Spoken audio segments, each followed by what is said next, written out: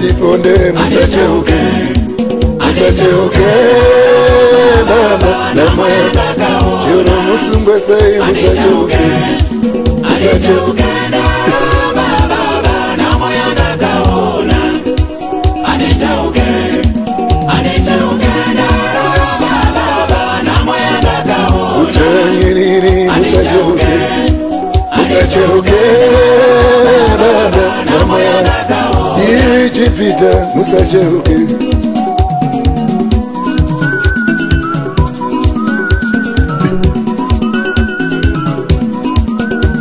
cheu cheuwe,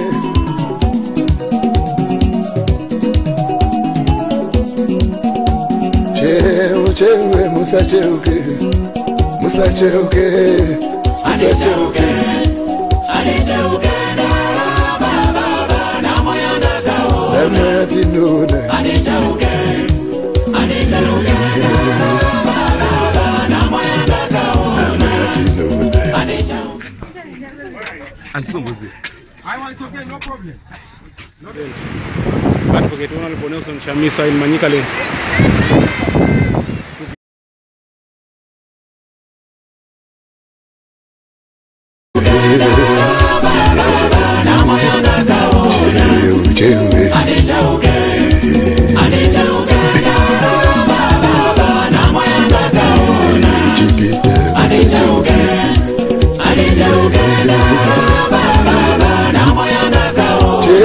Cheuwe musacheuke, musacheuke, cheuwe musacheuke, vana venyika ino musacheuke,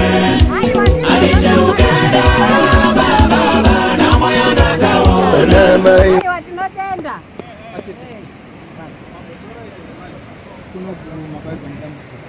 isusu tawirwa nedambudziko pachireka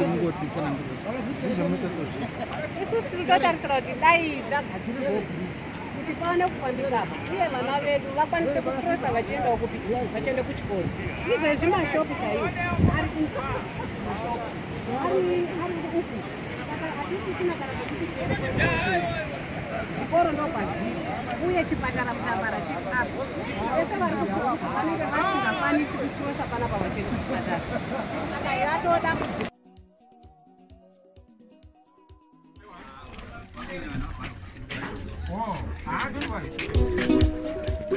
Aiwa president wevano. Vafana murekere vafana. Aiwa Adidika.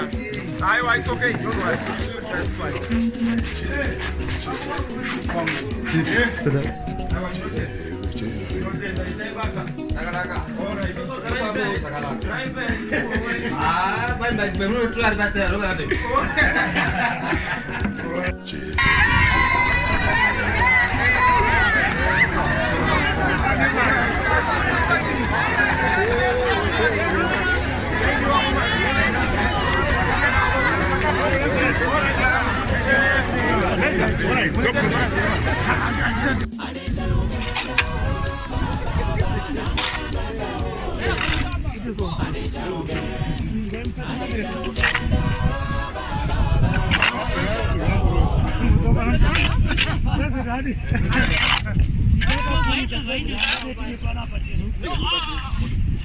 Ah, jambo lori.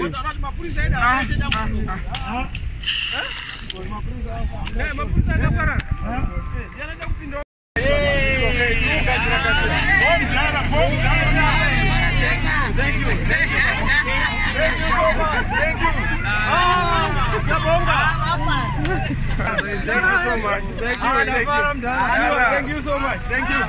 All the best. Thank you. Very good.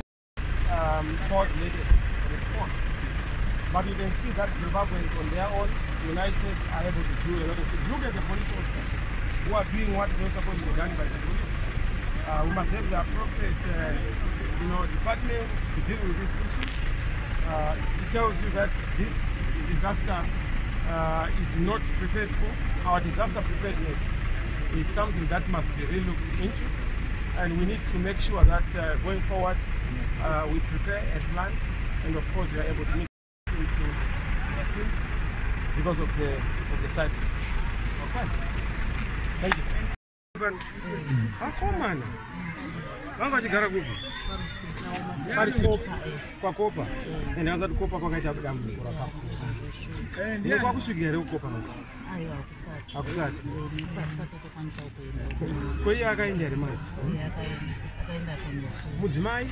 Mudzimai nevana vake. Mawoti.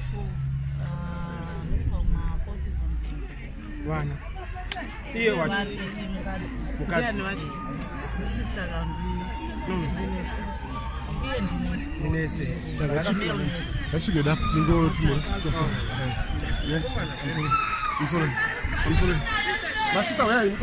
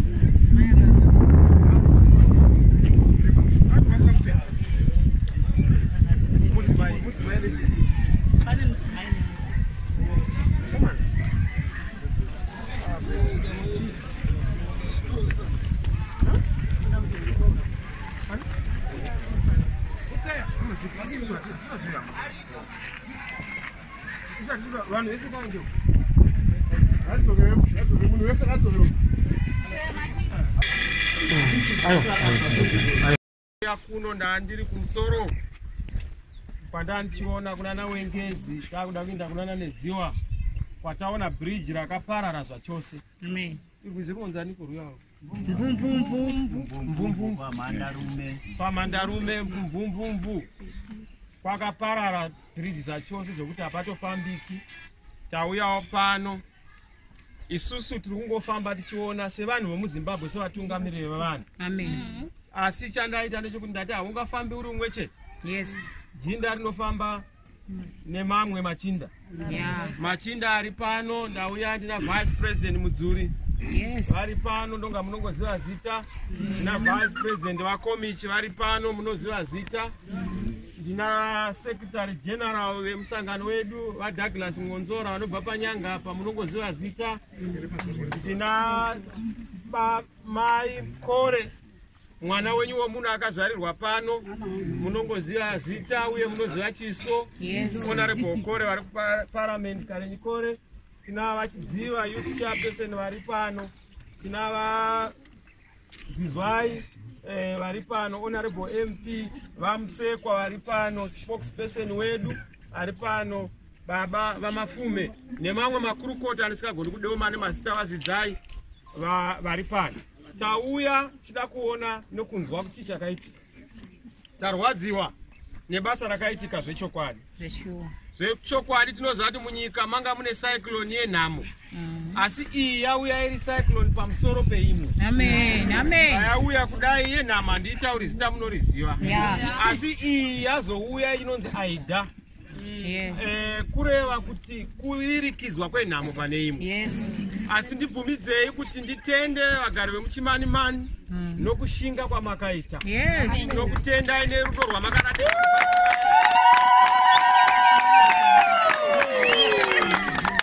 Tendaiwo nekuramba makamira muchishuvira kuti nyika yedu ite zvakanaka. Amen. Tarwadziwa kuti patauya pano ndapfuura panyazvidzi apa pabridge. Ndawana Nyanyadzi pabridge, sorry. Yes. Ndawana mapurisa achizama kubatsira nokuti panzi pari kuita maaccidents. Rwizi rwakapfuura nepamusoro saka pane tsvina yekuti vanenge vakunzvenga tsvina iya vanobva vabonderana nevamwe pabridge ipapo. Yes. Zvandirwadza kuti mapurisa angaiti zvakadai saka tambosiya tavabatsira kubvisa jecha tichiriisa mvura kuitira kuti vamwe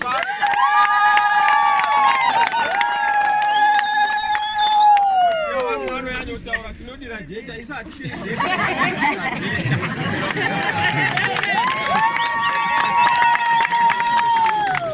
saka haiwa tiri kusangana panguva yakaoma hama dzadiwa tauyawo pano panyanyadzi clinic tarwadziwa nokuti mochari yedu idiki ende haisi kushanda zvakanaka so ndaudzwa kuti haisi kushanda ndikati haiwazve kana paerera nerwizi panoonekwa kuti paerera nerwizi isuwo tiri rwizi rwaerera kwete cyclone asi runonyorovesa parwapfuura napo saka katafa tosara tati chimushina chakafa ichi chinofanira kutengwa kuti ishandewo zvakanaka.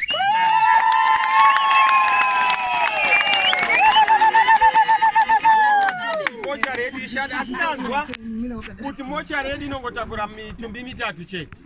Chinhu chatofanira kugadzirisa ichocho kuti chipatara chisumudzirwe asi nemochari weisumudzirwe kuti tikwanise kushanda nenyaya dzakadai. Tanzwa mashoko anobvisa tsitsi, vanhu vakawisirwa murwizi vachieredzwa, vamwe vakawisirwa nedzimba, vamwe havana pokugara, vamwe havana chikafu, vamwe havana mvura yekunwa, mhuka dzakaenda, hapana kana chokubata, hama dzimwe dzakafa umomu mumochari. Ndatonzwa ndaona mitumbi miviri, mukadzi nemurume, vasingazikanwi kuti ndivanani kuti hapana zvinyorwa. Kureva kuti kumba vanenge vakatoshayikwa vachikuzikanwa nzi varipo, asi vari muno vakazorora. Saka inyaya imwe yana ndichibva pano tombosiyana nyaya yegakava nekukakatana nekukoma wangu ngwena.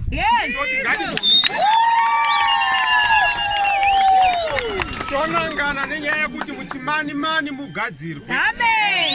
Vakwanise kuti vachemane. Ndanzwa kuti kune umwe anoshanda pano Vasitole David akafirwa nevana 4 mai muri yose yakaparara. Kureva kuti zvatakuda kuti dei pazama kuti pakuonekedzwe kuti vanhu vakwanise kuchema hama, kuviga hama. Ndachiona mwe mitumbi iri kunzi yakutosvika pakushata isati yachengetedzwa nokuti hakuna magetsi, hakuna zvifambiso.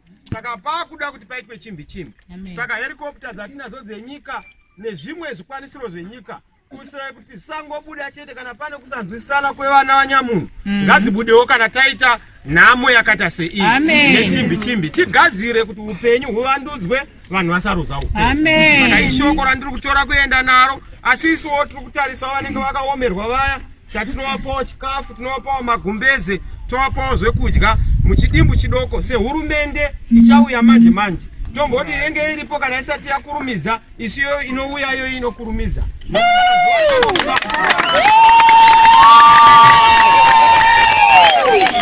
Zuva rikanonoka kubuda chiedza chinongowanikwa chiripo. Saka tiri kuti chiedza ichocho tombozama kuona vanhu vari kutambudzika. Ndosaka maona tiri kutenderera muno ndichingodayirawo kuti vamunangagwa vachakwanisawo kuzosvika kuno vazvionerewo. Nokuti kana tachiona tobatsirana, isu vane mazano nevane dambudziko tobatsirana pamwe chete kuitira kuti zvinhu zvedu zvifambe pamwe chete. Kutendai dei Mwari wenyasha akuitirai zvakanaka, akuchengetai muve nerugare nerunyararo. Toziva kuti vakomana vechidiki munoda mabasa, munoda upenyu hwakanaka, munoda mari. Izvozvo tichagadzirisa zvinhu zvifambe. We know the circumstances we are going through. We want to make sure we resolve these issues as soon as possible so that we have answers to your problems. We have answers to money challenges. We have answers to food problems that you have. Thank you very much for coming. Nyanyazi tinokutendai. God bless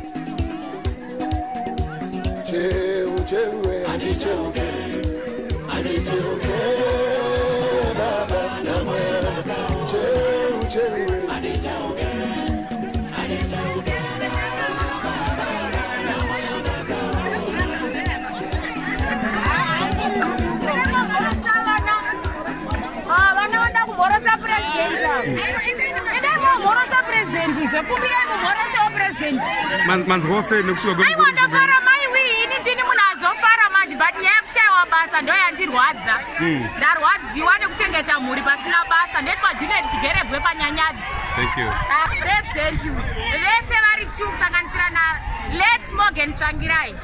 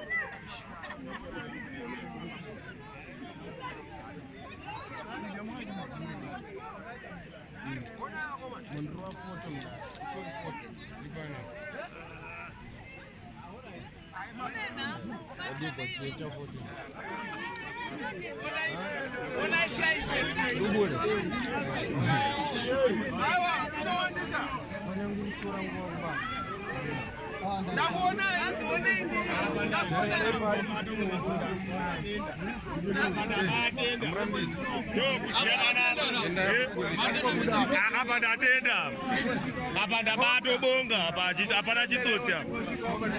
Ah, ndababonga Chamisa mubate ukoko. Apa ndinobonga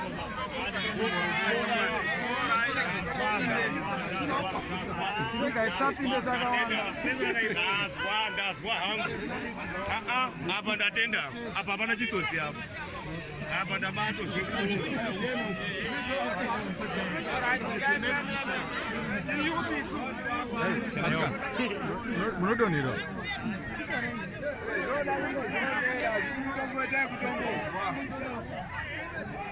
You want to do?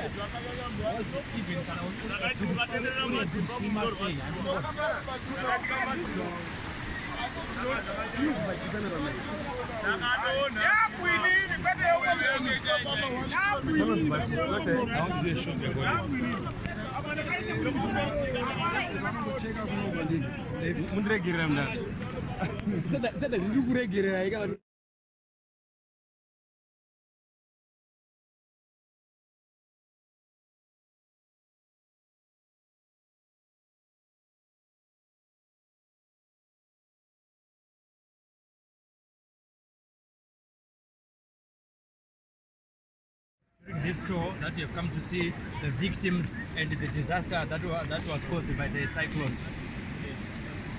Well, what is clear is that the disaster is real. The effects are catastrophic and devastating. Look at the bridge, look at the victims. The situation is untenable. You look at the bridges that have been destroyed, the properties that have been destroyed, the homes that have been destroyed, lives that have been lost. You know, I was particularly touched when I went to Nyanyad's clinic and I saw two bodies, a man and a woman who drowned. They've not been identified. Clearly, there are some of the victims that are missing. I'm not so sure if those bodies are accounted for yet in terms of the statistics that we have. So it's a very sad situation. If you look at it, the bodies that have been identified are almost going back on account of lack of electricity, fuel, or other such necessities and logistics to enable relatives to bury their loved ones. So it's a very serious passage of the road. There is an effort by police officers to try and clear the road. It tells you that there is no sufficient effort on the part of the state to be able to deal with disaster preparedness. As I indicated, to also be able to deal with issues of saving lives and rescuing lives, or even averting dangerous situations such as the one we saw. But I must thank the people of Zimbabwe. We've shown that as a people, individuals who have continued to show love. So it's something that we and also to help and rescue the corporate world. Situation of your serious.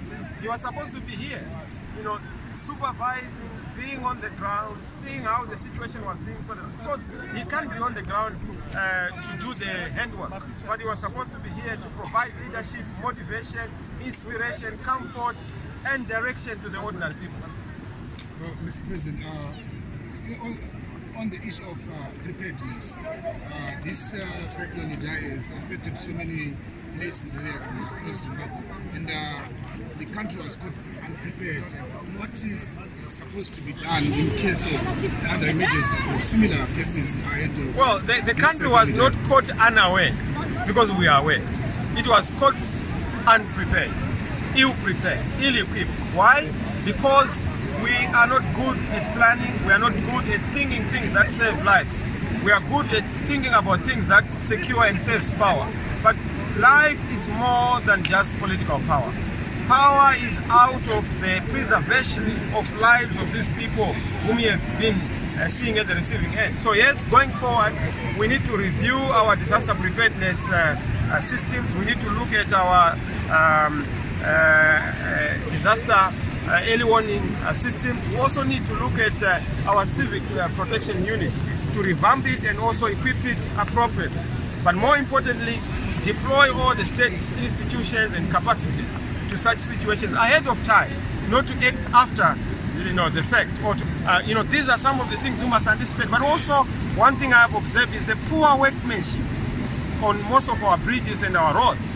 I think these are some of the things we must be dealing with going forward. We need things to be done above board with all the specs and the standards that are international in nature.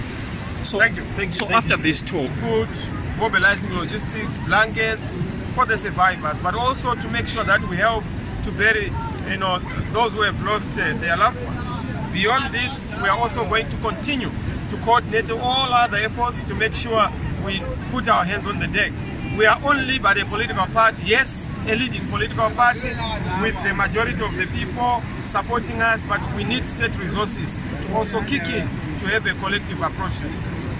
Thank you so much. Thank you.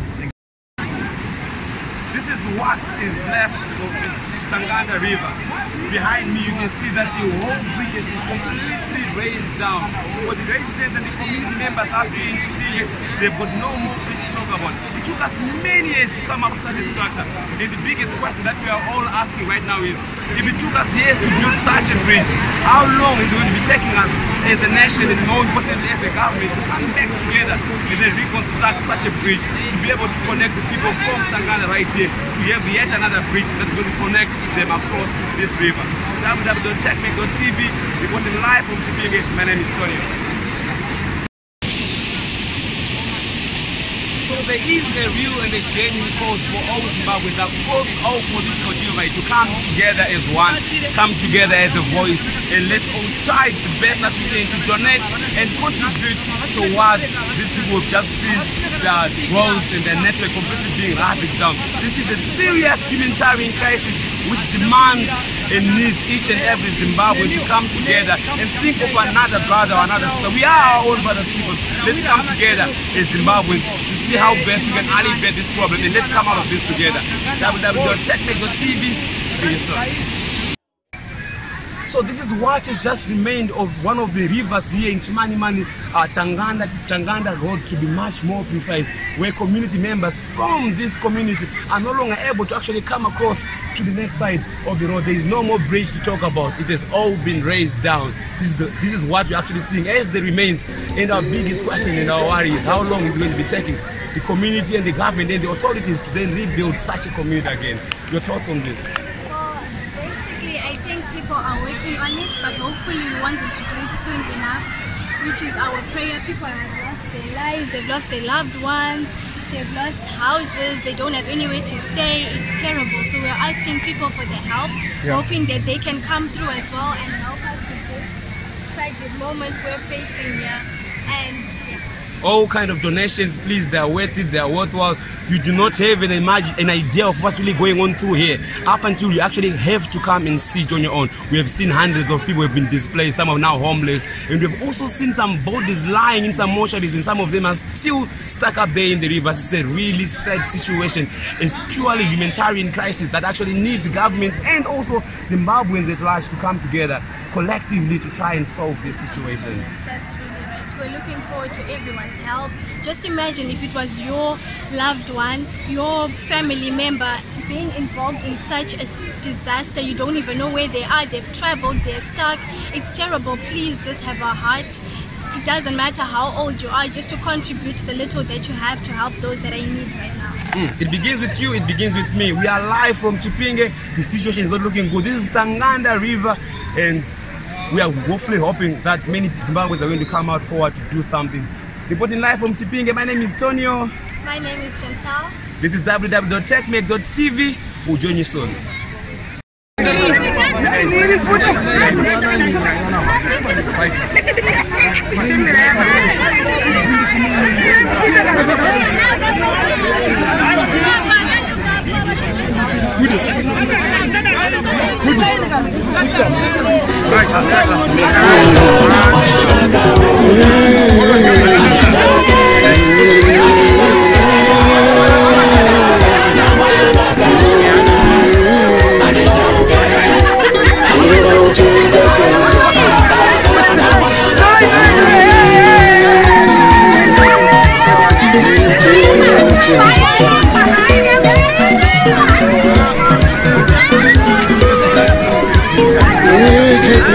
Musachoke,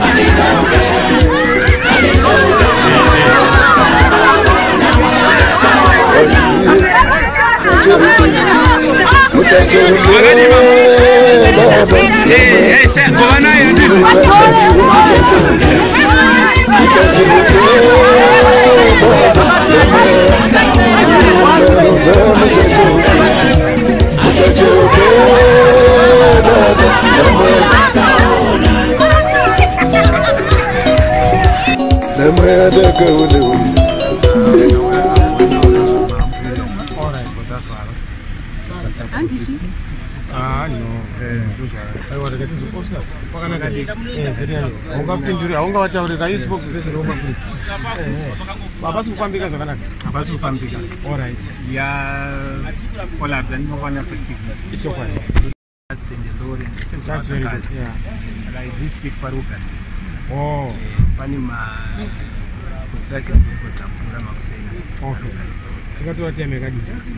I wouldn't know that what time was challenging. I see.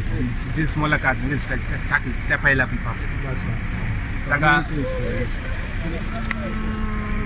So what do you think? Through this road. Only walk today. Yeah, probably. The dusty way? Yes, maybe. If the road is passing. No, but what they're saying is very reasonable. Yeah, because it doesn't make sense. I mean, no, it doesn't. I think no, thank you very much for what you are doing. It's alright. It's okay. And because the issue is how far smaller cars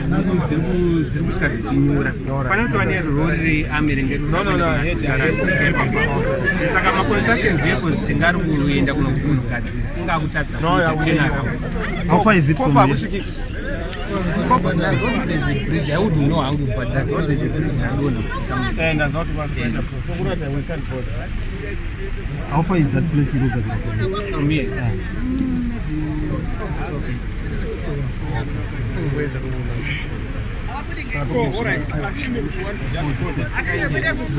What is the effect? Cross just to see. Then we come. My instructions are not to allow motor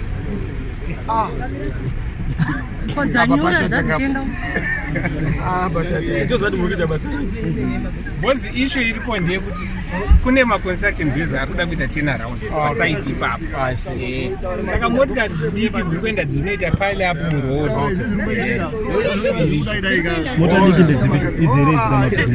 Okay, thank you very much, officer. No, it's okay. No, thank you, officer. Thank you for your work. We really appreciate it. Is there any massage?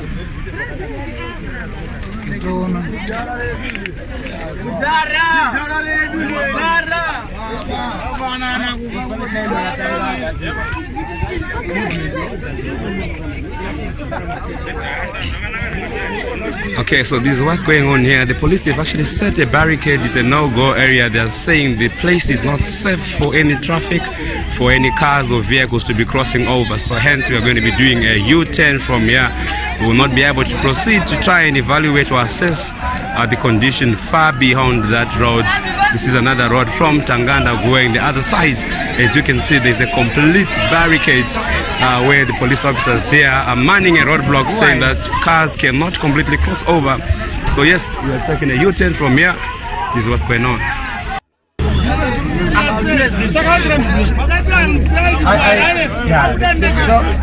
So we need to find out what I don't know, but I think what was but it's okay. We want to find out because we are not here, but my case is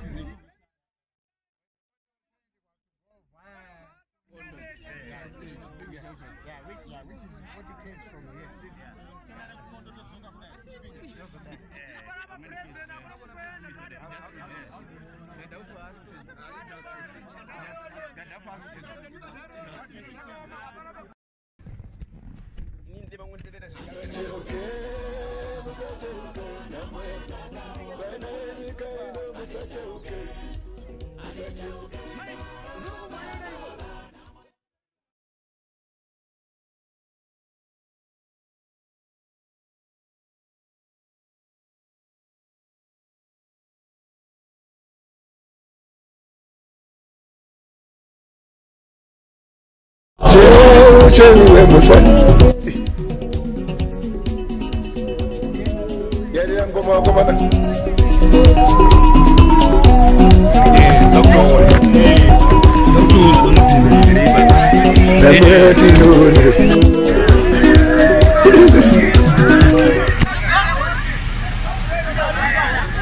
Okay, so we're now witnessing a ZANU-PF car trying to cross the same barricade that Nelson Chamisa was denied entry, and it looks like people are now coming saying that these will not be allowed entry.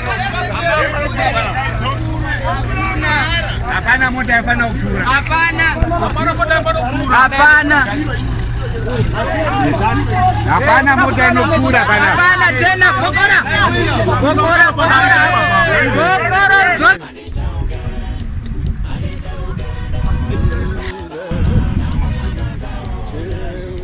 Since 1985, Bechna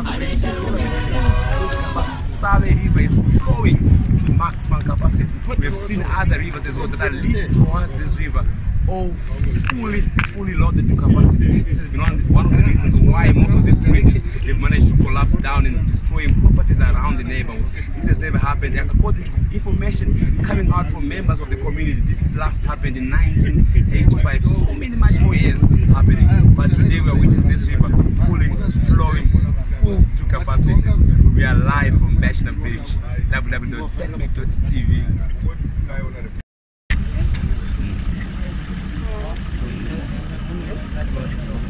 Kuti zvakaita vedewo vazongoti maine mwana vari 2 mu1 grade. Saka the brother manje ndiye atikuziva kuti azokwanisa here kuitwa A-listed because ane ma-progress. Saka akafamba along at distance because they were the first victims. Saka paakaona asurvivor uku akazotanga kufamba nepangango. Saka akazokwanisa kufamba kubva uku naked kuenda kune vanhu uku kuti achinoripota kuti ndoda kuti ravasvikira. Saka vanhu pakuzotera ndo pavakazokwanisa kurikava matwins atu ari kuma 3-4 years. Ndokuzoona mai vacho vakashaya. Azoona mai vacho vakashaya.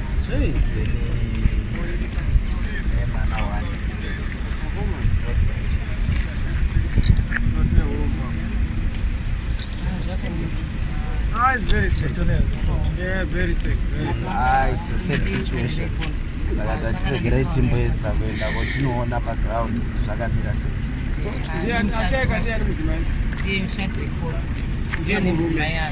Murume ndishadrekondo anonzi Fungai Limbani. Mudzimai nemwana vakumagrade 3. So makutry kudai? Yeah, tinombotry tione kuti tinokwanisa kusvika kure. Ndo kune mabhizinesi edu ne community zvakamira sei as local business persons.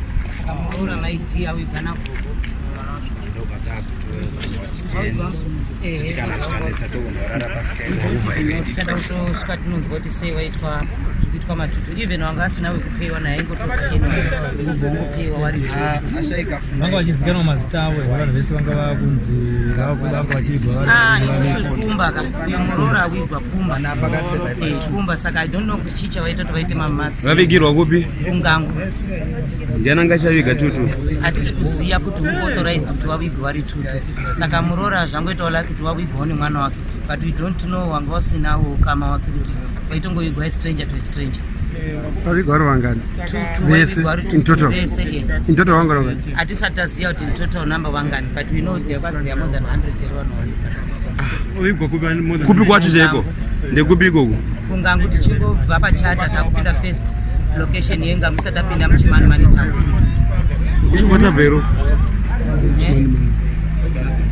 ngangu iri ngupi inini kumba kwedu ngangu iri kuchimani ra kuti chipindu awigwa murora wangu mamone rachigwa vari vaviri tichikwenda kutototsvaga weya kutenda kumba iko awigwa masikati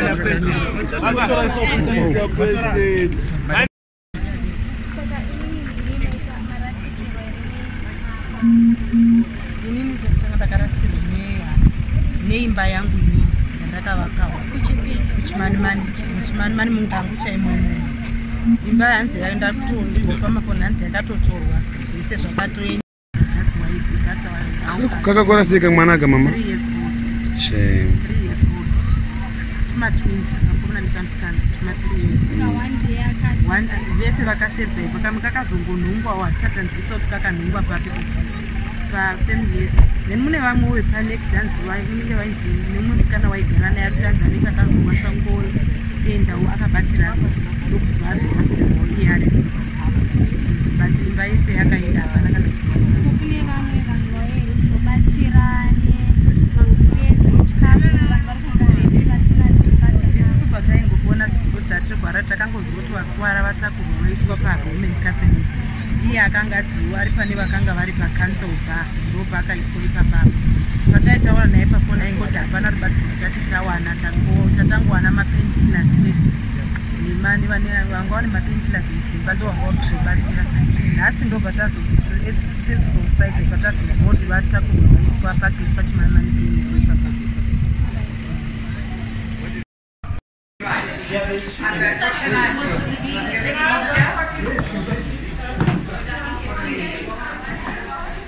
Until the next truck comes to load.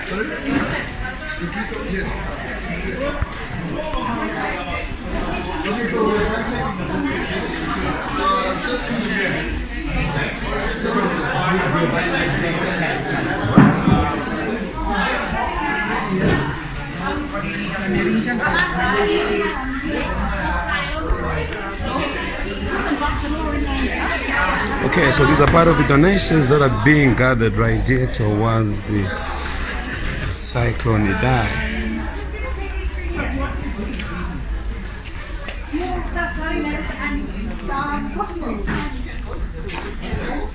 And you can actually see there's another truckload right here, also making, it's actually been fully packed, making its way to Chimani Mani. Wow, awesome.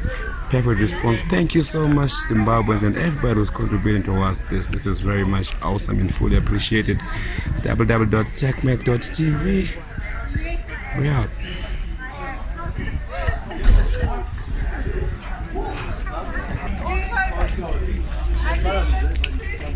I don't know where they got some here. Yes, got some there. Yeah. And it's all school uniform, so we're just putting school uniform on it. We're not repacking.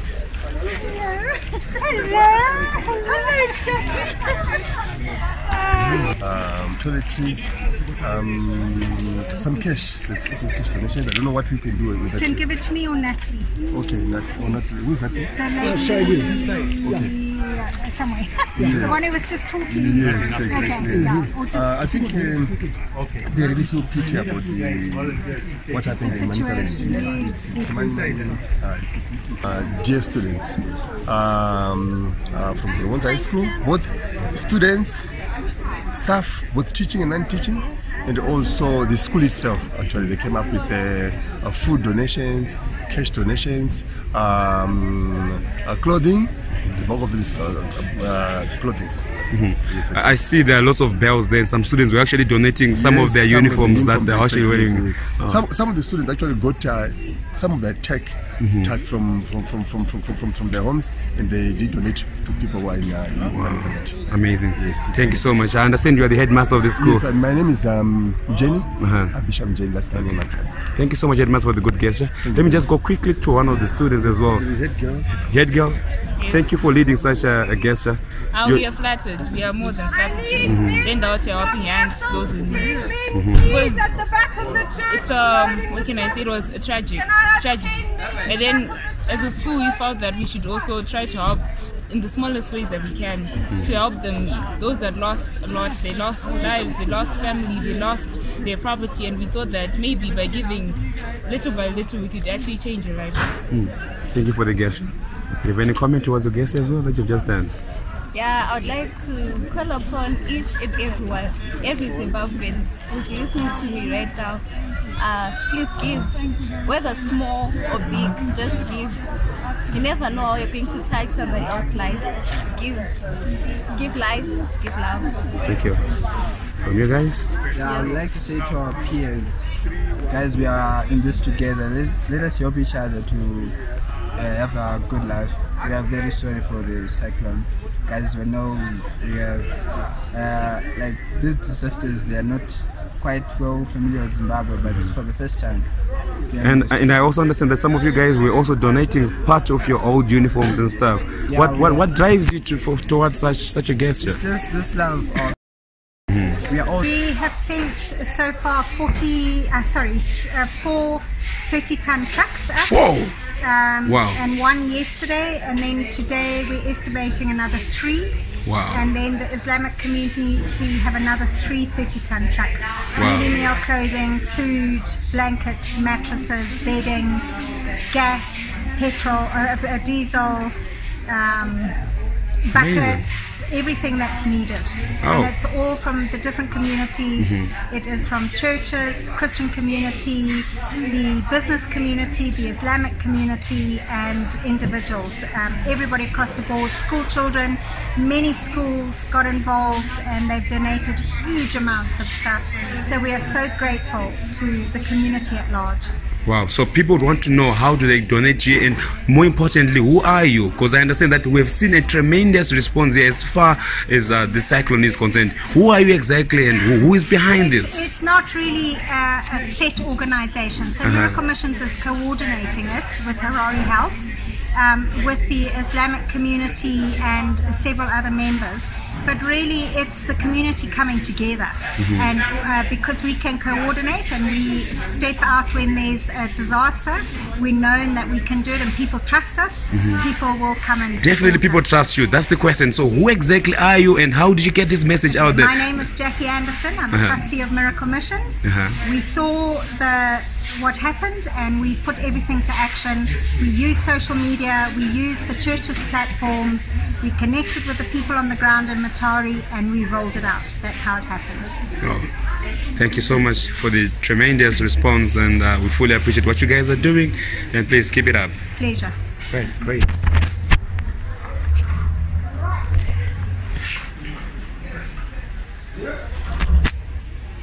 Okay, so you heard it, folks. This is what's going on right here. The Miracle Trust were actually collaborating this ongoing response, tremendous response. You can actually see right behind me that there's a truckload which has been loading loads and loads of stuff that is going to Chimanimani. We were there in Chimanimani. You also witnessed what has been going on there. It is a serious humanitarian crisis, and the response that we're seeing right here is amazing.